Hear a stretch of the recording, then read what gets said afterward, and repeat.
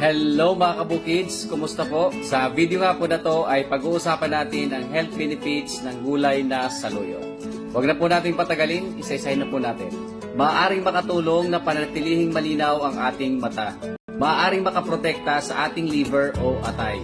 Maaaring makatulong sa buntis na may diabetes o yung tinatawag na gestational diabetes. Maaari din po itong makatulong sa may internal bleeding. Panlaban po sa jaundice at paninilaw. Nakakatulong po ito sa kalusugan ng bibig, ngipin at gilagid.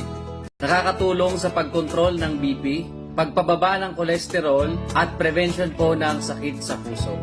Maaari po itong makatulong makaiwas po sa cancer.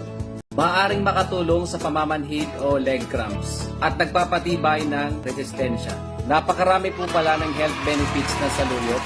Subalit kung may mga existing medical conditions po kayo, ay maiging magpakonsulta pa rin po kayo sa doktor.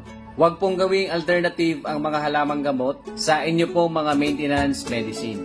That's it for now mga kabukids. Pakishare po ng video na to para malaman din po ng iba. Salamat!